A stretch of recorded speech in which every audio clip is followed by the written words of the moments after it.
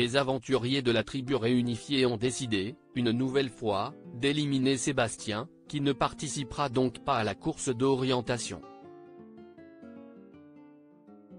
Après avoir vu son flambeau s'éteindre une seconde fois, le charpentier est totalement sorti de ses gonds. Il n'y a que 5 places à la course d'orientation, et les aventuriers de Koh-Lanta le savent. Le dernier conseil de l'aventure est donc primordial pour ceux qui souhaitent se qualifier et espérer faire partie des finalistes de la saison.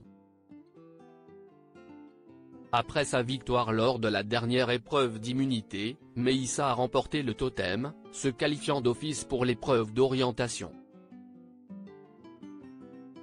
Une immense joie pour l'ex-rouge, qui avait également remporté le jeu de confort, lui permettant de décrocher un indice pour trouver un collier d'immunité. Ce collier, Meissa a fini par le trouver avec l'aide de Pauline et d'Amory, mais le pouvoir qu'il détenait n'était pas un pouvoir de protection. Meissa a en effet dû, pendant le conseil, donner son collier maudit à l'un des aventuriers restants, qui a écopé d'une voix supplémentaire contre lui. C'est à Sébastien qu'il a choisi de le donner, avant que Denis Brognard ne procède au dépouillement des votes.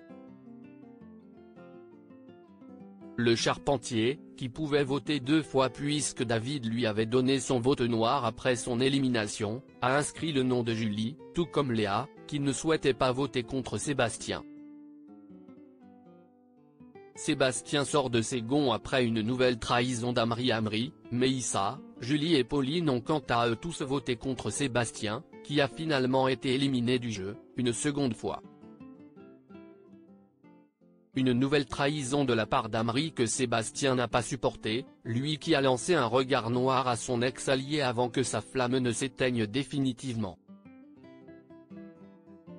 J'avais un vote contre moi, je n'étais pas sûr de tes votes, je ne te croyais pas quand tu me disais que tu allais voter Julie. Je pensais que tu étais toujours amer vis-à-vis de ce qu'il s'était passé. A lancé Amory. Des explications qui ont mis Sébastien hors de lui, qui n'a pu contenir sa colère. J'ai envie de te parler mal. Et toi Pauline?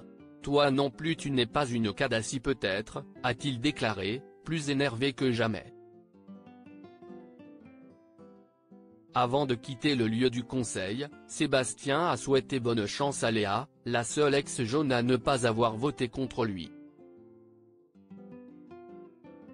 Un départ particulièrement brutal.